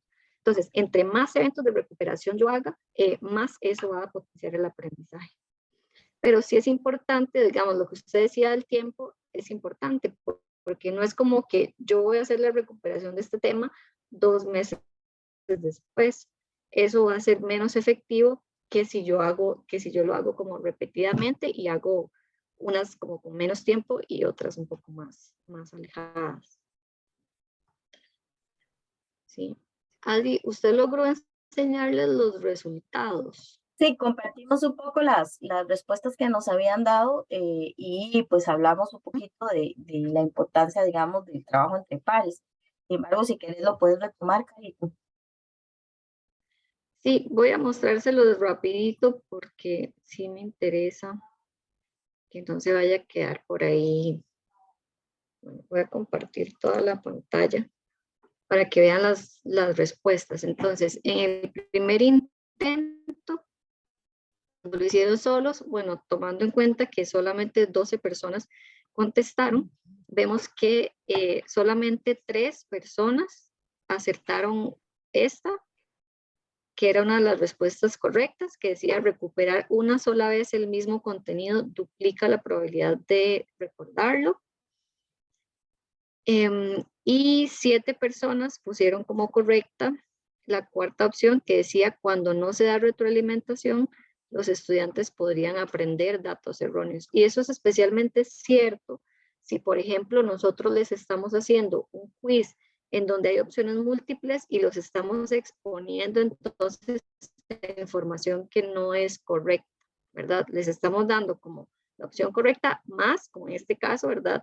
Algunas opciones que son como señuelo o que son opciones incorrectas.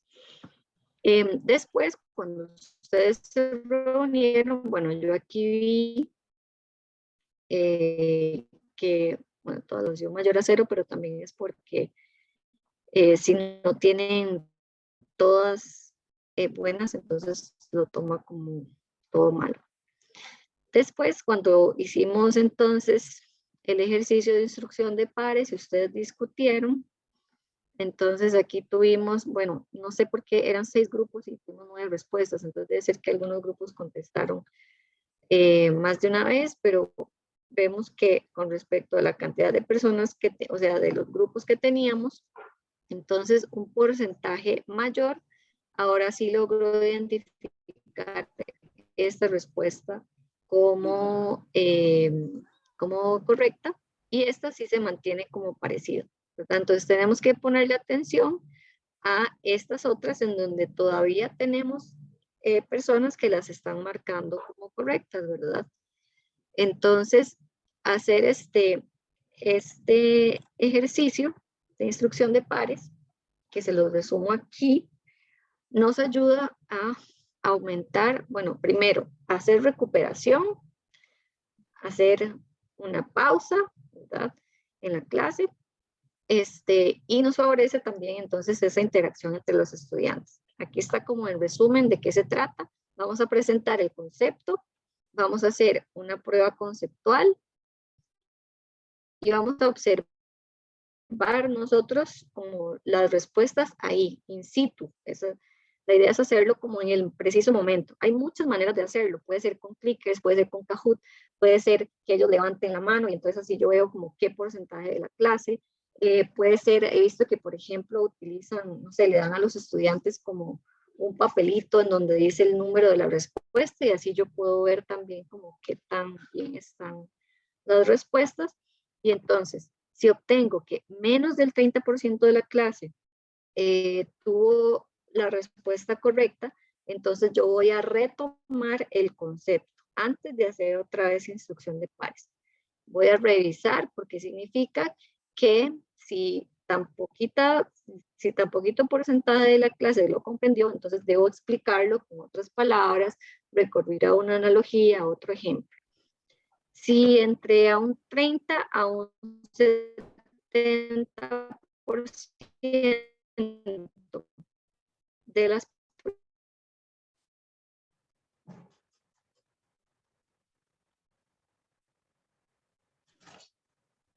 personas contestaron de manera correcta, entonces puedo ir a la disco entre pares. Y lo esperado es que los resultados mejoren. Si más del 70% de los estudiantes tuvo la respuesta,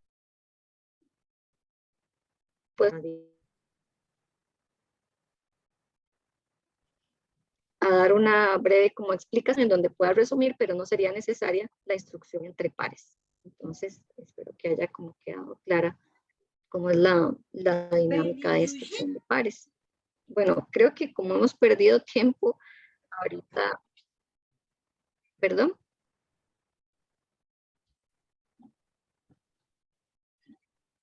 Aló. Hola, hola. Marcela quería decirnos algo. Yo no sé si es por mi internet que no lo estoy escuchando.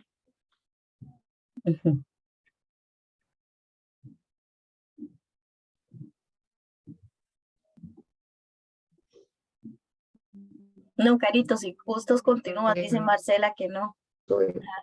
Claro, si gustas apagas la cámara para ver si tienes mejor señal porque se te corta un poquito. Hola, hola. Hola, Carito. Ujú.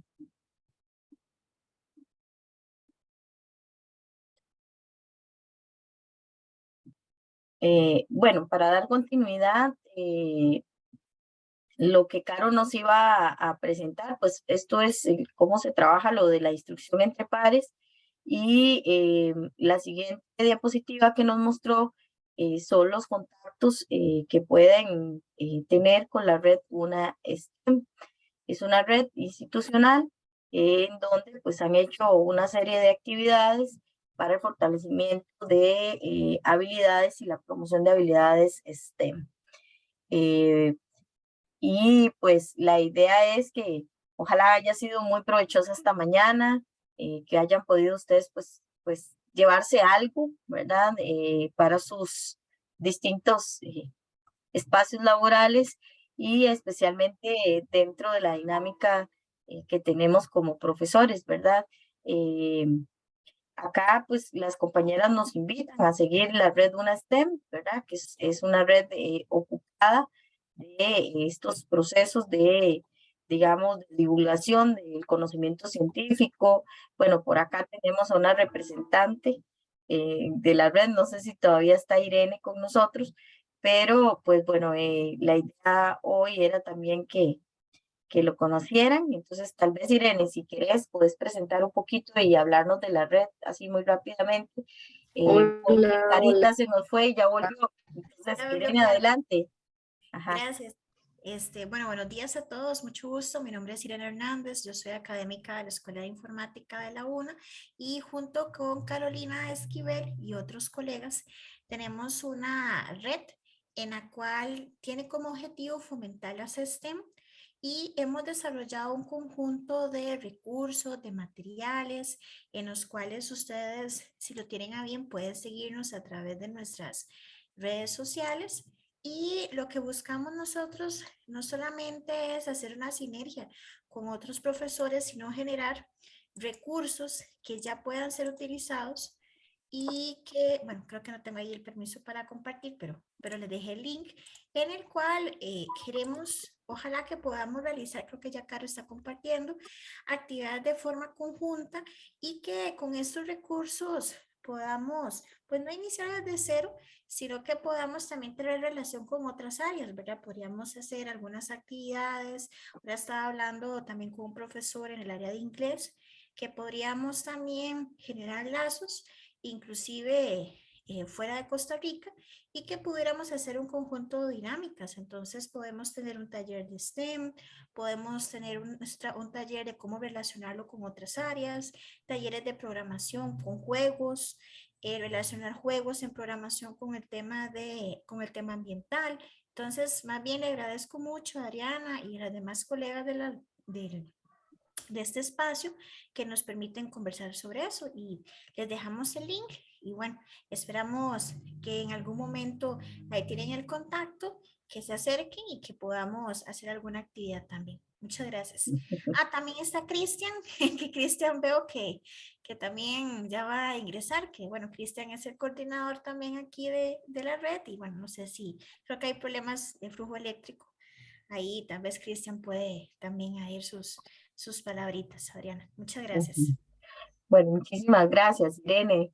Sí, tal vez, Cristian, no sé si quieres referirte a algo con respecto a la UNA STEM y si no, pues le damos el pase a Carito para hacer el cierre antes de que se nos vuelva a ir. Hemos tenido un problema en la red de la universidad, entonces por eso está dando problemas de conectividad. Entonces, no sé, Caro, si estás ahí, ¿me escuchas? Y si no, pues bueno, de mi parte, agradecerles muchísimo su participación. Espero que esta mañana haya sido una mañana pues de mucho aprendizaje, de que llevemos ideas nuevas y inclusive que llevemos formas distintas de tratar de generarlo y motivar, ¿verdad?, a nuestros estudiantes para el Hola. aprendizaje. Gracias, Adi. Sí, Sí. Bueno, Carito sigue teniendo problemas de conectividad, entonces pues para no retrasarlos a ustedes, espero que haya sido, bueno, lo que les iba a pedir era a los que quedan, porque quedan poquitos, pues si encendían su cámara, quería haber hecho una foto como grupal, por lo menos, pero bueno, ya se nos fueron casi todos, así que entonces un segundito por lo menos para tener una fotito de todas y todos y el más fraterno abrazo desde Costa Rica. Muchas gracias por participar y es un honor más bien contar con todos ustedes. Agradecido mucho con la maestra Norma, con la maestra Mercedes, con los compañeros de la Politécnica también. A todos y todos, muchísimas gracias de verdad por haber participado pues, de este encuentro. Invitadísimos. Vamos a seguir haciendo un ciclo de actividades. Esto apenas empieza, hoy empezamos, así que así me lo permiten yo a través de sus correos que nos regalaron, vamos a hacerle llegar algunas otras invitaciones y ojalá pues haya sido productivo para todos. Para mí lo fue y espero que pues ese sea el mensaje que llevamos. Un gusto de verdad, de corazoncito y muchos saludos desde Costa Rica, los queremos y esperamos vernos pronto. Chao. Gracias.